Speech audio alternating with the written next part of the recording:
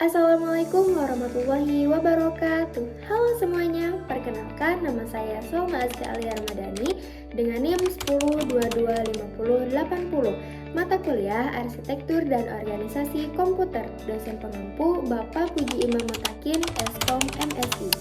Di sini saya akan mengambil tema memori komputer. Tujuan dibuatnya video ini untuk memenuhi ujian akhir semester genap.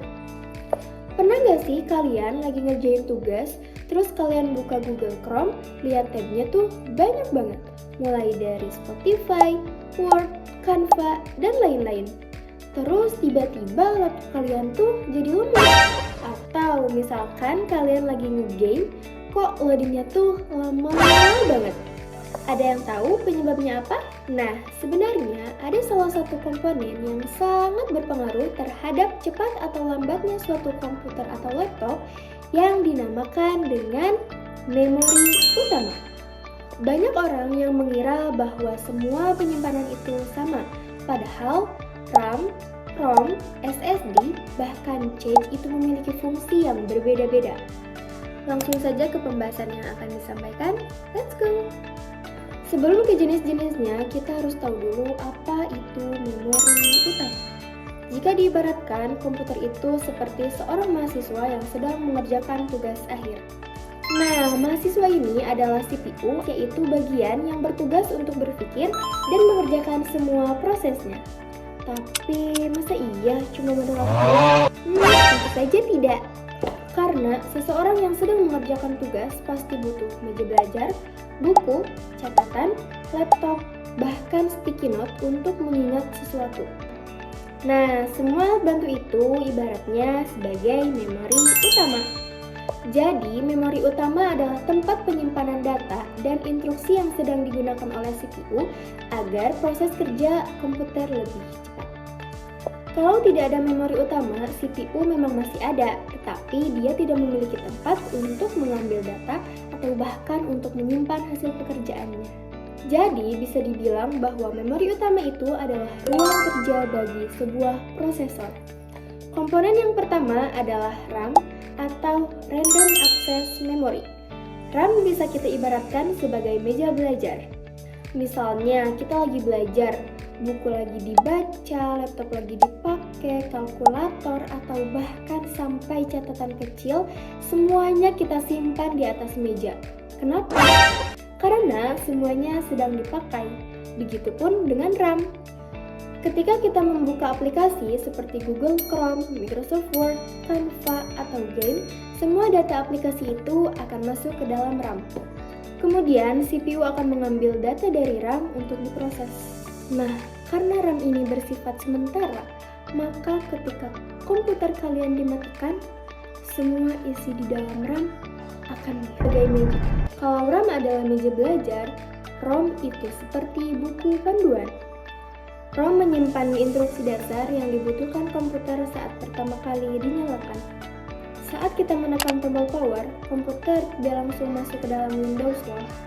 Tetapi, ROM akan mengecek dulu apakah keyboardnya terhubung, RAM-nya terbaca, harddisknya terdeteksi, dan semua perangkat bekerja dengan baik. Kalau semuanya udah aman, maka sistem operasi bisa dijalankan. Karena itulah isi ROM tidak boleh hilang. Nah, sekarang ada komponen yang sering dilupakan, padahal itu penting banget loh. Ada yang tahu apa? Cache memory. Cache menyimpan data yang sering digunakan supaya CPU tidak bolak-balik untuk mengambil data dari RAM. Karena letaknya yang sangat dekat dengan CPU, kecepatannya jauh lebih tinggi dibandingkan dengan RAM. Nah, sekarang kita akan membahas bagaimana cara bekerja memori utama. Cara kerja memori utama dimulai saat kita membuka sebuah aplikasi. Data aplikasi yang awalnya tersimpan di SSD atau hard disk akan dipindahkan ke RAM agar bisa diakses dengan cepat oleh CPU. Kemudian, CPU akan memproses data tersebut. Jika ada data yang sering digunakan, cache memory akan menyimpannya sementara supaya CPU bisa mengaksesnya lebih cepat tanpa harus mengambil ulang dari RAM. Setelah itu, setelah proses selesai, hasilnya akan ditampilkan di layar. atau bisa disimpan kembali ke media penyimpanan jika diperlukan. Semua proses ini berlangsung dengan sangat cepat, bahkan hanya dalam hitungan detik.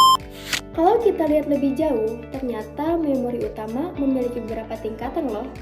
Namanya adalah hierarki memori. Yang paling dekat dengan CPU adalah register. Register ini adalah memori tercepat. Di bawah register ada cache, kemudian ada RAM, kemudian ada SSD atau hard disk, dan yang terakhir ada penyimpanan eksternal seperti flash disk. Semakin dekat dengan CPU, aksesnya semakin cepat, tetapi kapasitasnya semakin kecil. Tetapi sebaliknya, semakin jauh ke CPU, aksesnya semakin lebih lambat, kapasitasnya semakin besar. Contoh penggunaan memori utama dalam kehidupan sehari-hari. Setiap hari tanpa sadar kita selalu menggunakan memori utama loh. Misalnya saat kita membuka YouTube, video yang kita tonton akan diproses menggunakan RAM. Kemudian CPU mengolah data videonya. Kemudian cache membantu mempercepat proses tersebut. Kalau RAM kita cuma 4 GB, terus kita buka 30 Chrome, ditambah Spotify, ditambah Zoom, ditambah Word, kalian jangan heran kalau misalkan laptop kalian mulai nyala karena meja kerjanya atau RAM-nya sudah penuh. Perkembangan teknologi memori utama. Sekarang teknologi memori juga berkembang sangat cepat loh. Kalau dulu banyak komputer yang menggunakan DDR3 atau DDR4. Sekarang sudah mulai beralih menggunakan DDR5. DDR5 punya kecepatan transfer data yang jauh lebih tinggi dan lebih hemat listrik. Selain itu, prosesor terbaru juga memiliki cache yang semakin besar.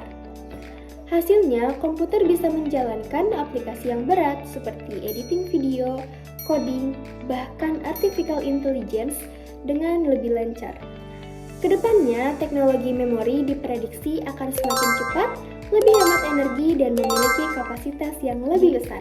Jadi, dari pembahasan yang telah disampaikan, dapat kita simpulkan bahwa memori utama adalah salah satu komponen yang paling penting di dalam komputer.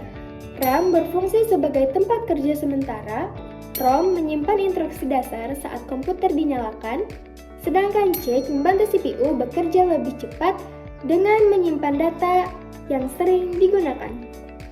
Ketiga komponen ini bekerja sama agar komputer bisa menjalankan berbagai aplikasi dengan lancar. Sekian yang bisa dapat saya sampaikan. Semoga bermanfaat khususnya untuk saya, umumnya untuk semuanya. Terima kasih. Wassalamualaikum warahmatullahi wabarakatuh.